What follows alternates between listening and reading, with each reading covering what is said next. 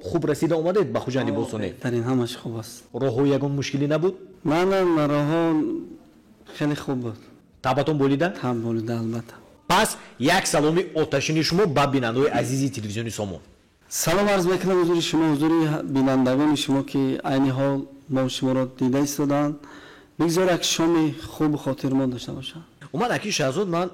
شما رو توسط شبکه‌های اجتماعی پیگیری کردم، تماشا کردم. شما یک شخصی هستید که اگرچه تابتون بولیده باشد هم از چهرهتون عیان کردن ممکن نیست که تابتون بولیده است یا نه. از چه سبب؟ راستی که دادر عزیز خیلی سوالی با موارد است و گفتن هستم که من مخلصان مرا با همین چهره شناختند و بسیار با من سوال میدن که چرا شما مثلا فقط سرودهای غم انگیز میخونید؟ بله. همین سبب با من معقول است. چون در ماه شریف رمضان که قرار داریم البته پای ایجادیات هستیم، پای نوگانی ها هستیم و من همین سبب که سرودهای غمگین با من خیلی پسند است. من زیاد میخوام که اما غم و درد دل مخلصان عزیز را خوانده باشم. بهترین. خب اکی شهزاد، تا جایی که میدونم زادگاه شما پایتخت نه. بله. ولی فعالیتتون در پایتخت ادامه یافته ایستاده است. درست؟ برای چی خوجند رو انتخاب نکردید؟ بعضی همشهری‌های شما، همزادگاه شما از عینی به خوجند آمدن، فعالیتشون رو اینجا به راه ماندن. از خردی که هم میری سند در دل جا گرفت و اونجا استادانی که همون دور زمان خیلی معلوم مشهور بودن، مثلا شادروان کرامت‌الله قربان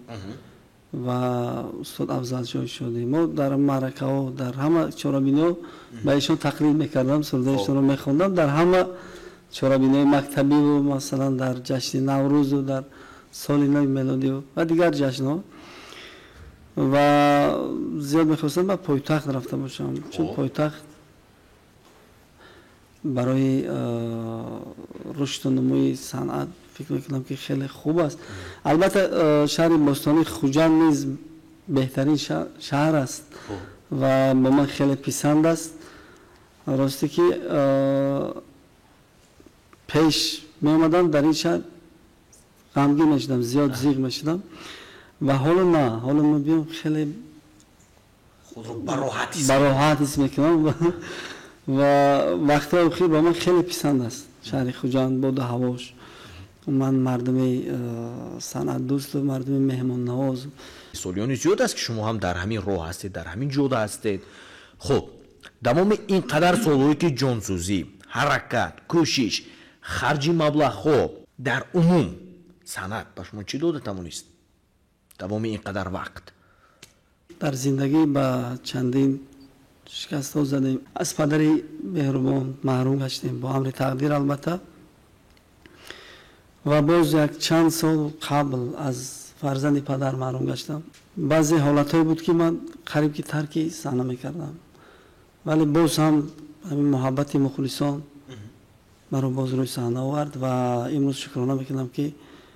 باز همراه ایشان هستم، در روبروی مخلصان عزیز هستم و کوشش میکنم که برای ایشان پیوسته ترانه‌های نوبنو ایجاد کرده باشم. یعنی این همه مشکلی ها باز هم نتوانست که پیش روی شما رو گیرد که از صحنت دست کشید؟ محض محبت مخلصان مرا نگذاشت که از صحنت روم. خب بابت فوتیدن پدر عزیز اولی قدرتون و برادرتون، خب در چند جای این اولین سخنرانی شما نیست، در چند اینترویوهای خود قید کرده گذاشتید این موضوع رو. خب مرگ پدرتون امر تقدیر، درست؟ مرگ برادرتون چی باعث کرد؟ این هم امر یگون بیماری نبود؟ نه، من در زندگی وقتی که برای مردم همین چیز خاص شده است، وقتی که یک نفر جوان میگذرد از دنیا، یعنی که امر تقدیر است. البته از دست ما چیزی نمیاد، فقط ما میتونیم در حق گذشتگان البته یک دعای خیر کرده باشیم. خب بینندگان عزیز و ارجمند، چون شام استراحتی است ما اینقدر با موضوعهای جدی وارد نمیشیم، کمی بیرون میاییم و حرکت میکنیم که هرچی بیشتر به هزل و شوخی دست زنیم و یا سر و کار داشته باشیم. خب بیاید انتخاب کنیم یک ترانه دلانگیز از شما شود، بعدا گذاریم به دیگر مرحله های برنامه. جان شیرین این خدر جنگم نکن، بیهوده دلتنگم مکن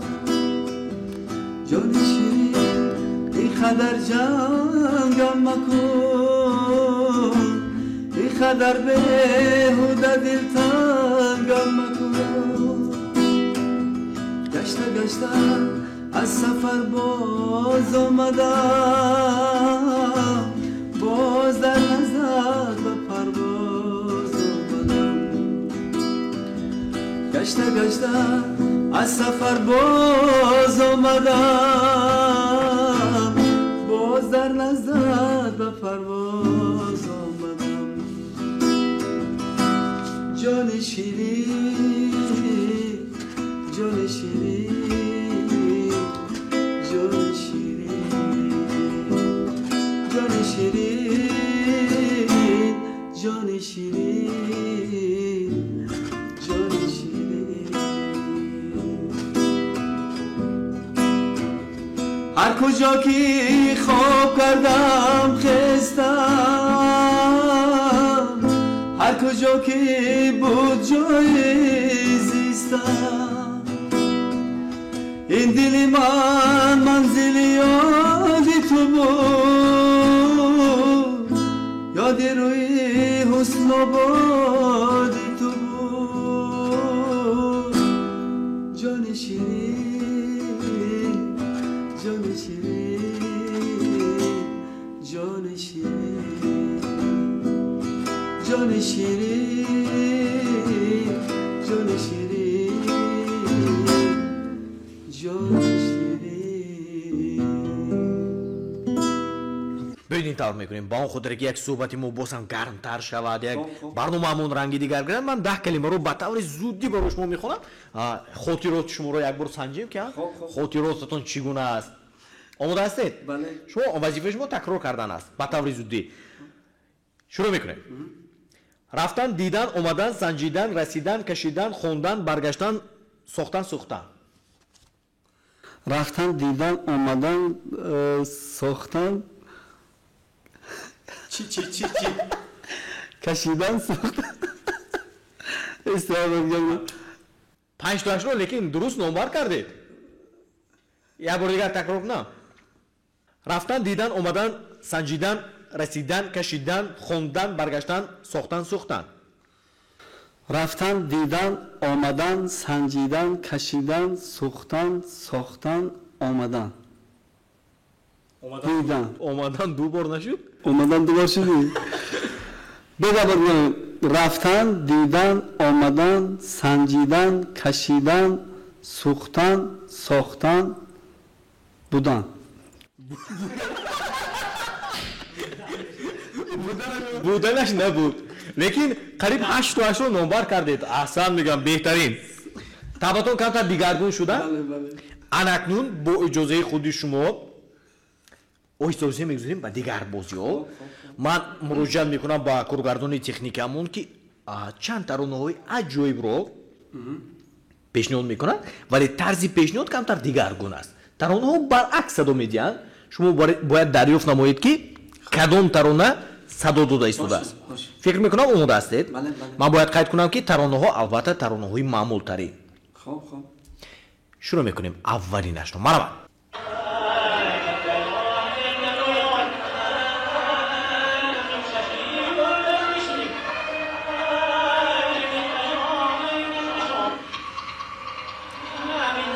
صدا بسیار صدای شناخته که آهنگشون رو نمیدونم کدام آهنگشون باشه از کی عادی از استاد جراوی مرادov باشه علیق بله اشتباه نکردید نه خیلی صدا مانندی دارد استاد خب باشد شما درست قید کردید ترانه از استاد جراوی مرادov کدام ترانه ترانه‌شون رو اگر امکان باشه تکرار باشد از کارگردان خواهش میکنیم تکرارا پیشنهاد کنند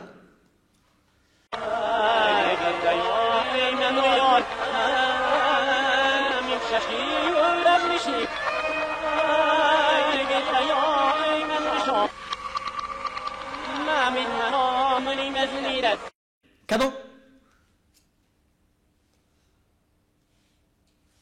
کدام ترانه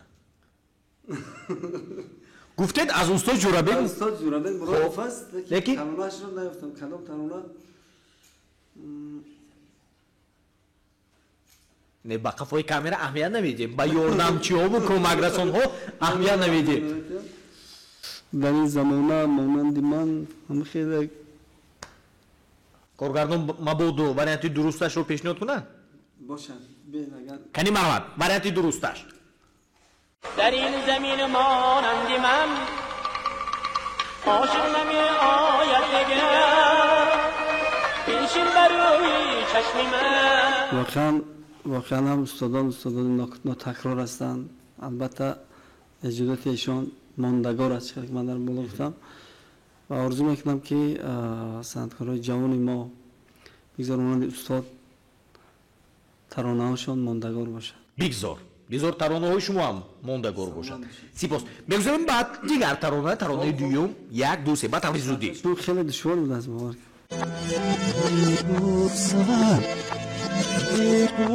saban nastilar mesit uyar zumavay amiga var berkete uyaşt bilan یگون چی فهمیده این ترانه هم ترانه معمولترین شاید در آسیای میانه مشهورترین ترانه یکی از مشهورترین ترانه باشد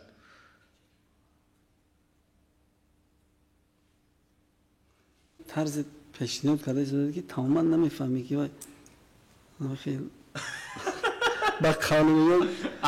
انا خیلی کلاگیرداد نمیفهمم چی خلاصه چیزی رو نفهمیده حداقل گفتم میتونید که از کدوم سراینده چند فکر رو در سرم بیاید من با شما کمک میرسانم از گروه یالا از گروه یالا مشهورترین ترانه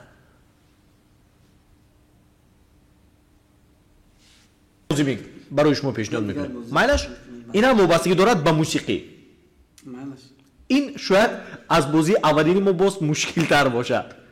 ما با شما سه ترانه رو در یک مورد پیشنهاد میکنیم و کدام ترانه رو صدا داده ایستادن شما باید دریافت کنید آماده هستید یعنی شما کدام موسیقی ها رو کدام ترانه ها رو گوش کرده ایستاده اید همون ترانه رو هم تو نامبر میکنید تمام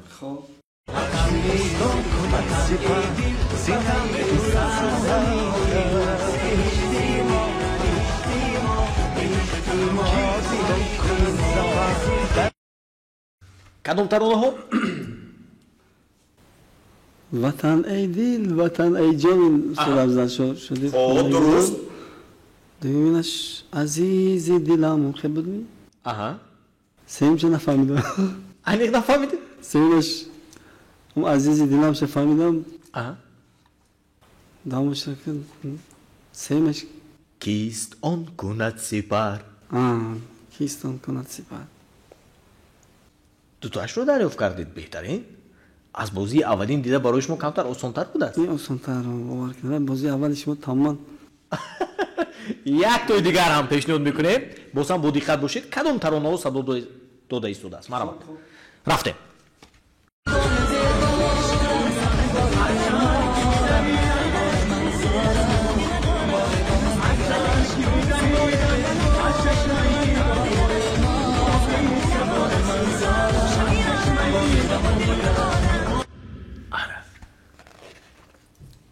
کدام ترانه ها رو شما یک تاش رو فهمیدن آره من زارم آره من باره با من نگر خب از جانب مرادov و улуғбек رحمت‌الлаев خب دومش ایارم بیا بود از شبنم نمیدونم از شبنم سریا کدام ترانه ایارم هنوز اول عشق از سفر دنباله داره سیمش نفهمیدم سیمش چی دیدم و چی دیدم هرچند خراب که شنیده نمیشه چی دیدم تماما که نبود در اینجا شما هم خیلی تنظیم کردید که اگر اون نفر دیگر باشه همون شنوای موسیقیش بیان میشه در بعضی معرکه میره در تو خب و بعضا خونده ایستاده که بعد بعضی نفران هستند که هم خواهرای ما رقص میکنن و در نظر خود که فهم خدر زیبا رقص نیست لیکن از همون ریتم میبرن و خیلی که تو رو از همون ریتم بیرون میبرن مثلا ریتم دیگر طرف زایی فلان به میخونی که نه نه ستارگانی آسمان شاید و تماما دیگر طرف را زنه در دنیای خدا گویا که شما با مثل همون موسیقی رو که پیشنهاد کردی که من نفهمیدم دو تاش رو خریدم با قریب از بحری صنعتکاری میبرم آدم هر کی سوخ و شنوای موسیقی معلوم میشه از خودتون ترانه گوش کنیم باشه دل بیمار من یادت دارم در دیوار من یادت دارم دل بیمار من یادت دارم در دیوار من یادت دارم اگر با چشم دل خواهی ببینی همه اشعار من یادت دارم همه اشعار من یادت دارم همه اشعار من یادت دارم یار من ندیدم دلارا من ندیدم یار من ندیدم دلارا من ندیدم فریاد کشیدم دلارام نیامد فریاد کشیدم دلارام نیامد چرا از من رمیدی ای گلی من زکویم پا کشیدی ای گلی من در این دنیا که گل پهلوی خار است گل با من نچیدی ای گلی من گل با من نچیدی ای گلی من گل با من نچیدی ای گلی من یار من ندیدم دلارا من ندیدم یار من ندیدم دلارا من ندیدم فریاد کشیدم دلارام نیامد سپاسی بپایان سلامت باشید سلامت باشید اولین مخلص شما کی؟ اولین نفره که باور کرد که شما یک روز سرآینده مشهور میشه اولین مخلص من دادر عزیز مادر مهربانی من هستن یکی خردسال بودم در همه محفل ها میخوندم به قول میگن در توی ها وقتی که حافظان رو دعوت میکردن من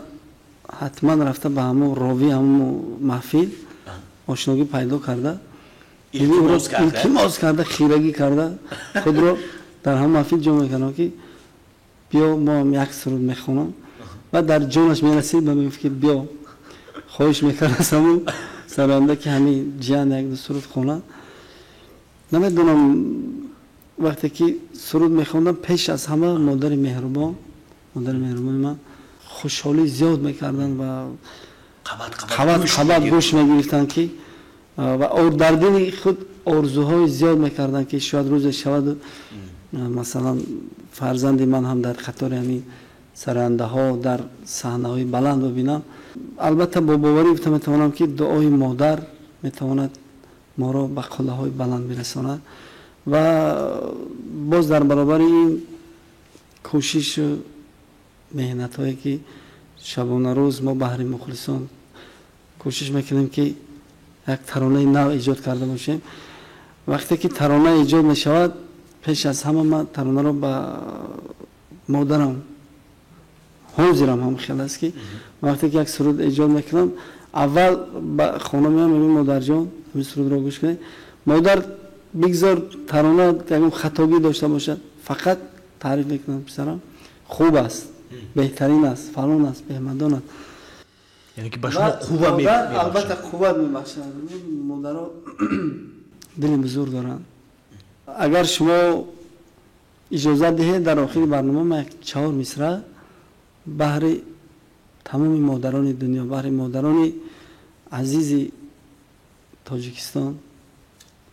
4 مصرع سرود خوانده باشم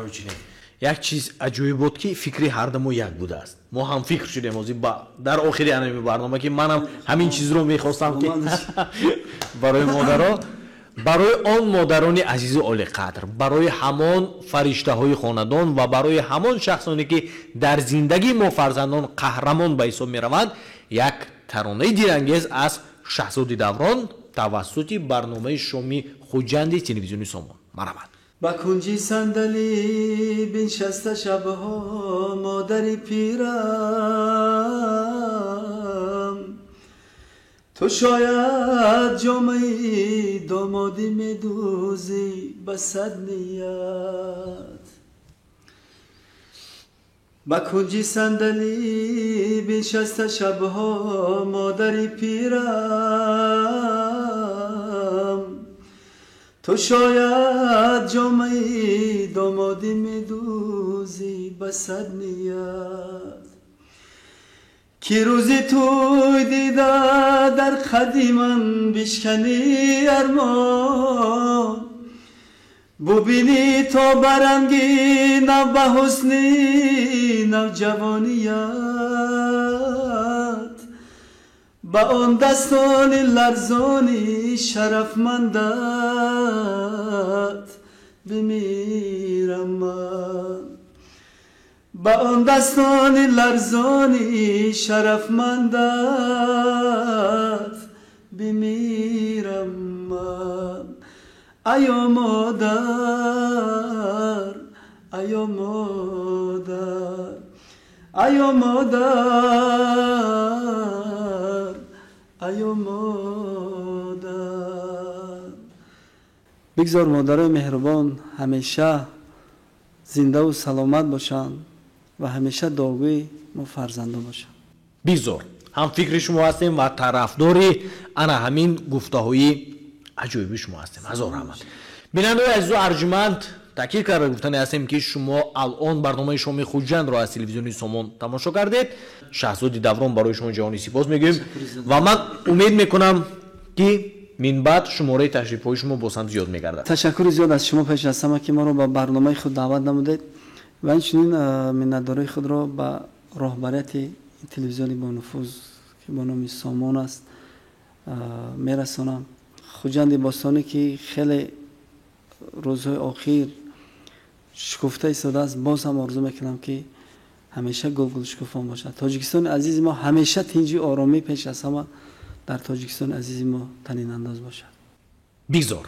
بیننده عزیز و ارجمند در آن اینجا با برنامه حسنی انجام میبخشیم و پیش از حسنی انجام بخشیدن یادآور شدنی هستیم که همکاری برنامه ما این مغازه لباس‌های مردانه اصل است، چون همیشگی برای خریداری نمودن لباس‌های خوش صفت ما مغازه اصل رو با شما توصیه میدیم. بیننده عزیز تا برنامه آینده سربلند و خاناباد باشه. کلانترین мағозаи либосу пойафзолҳои мардона дар вилояти Суғд ба фаъолият шурӯъ кард. мағозаи фирмавии Асл, либосу пойафзолҳо аз Туркия. интихоби васеъ, сифати хуб ва нархҳои дастрас. суроға бозори панҷшанбе аз тарафи чапи Регистон. Асл, олами либосҳои мардона.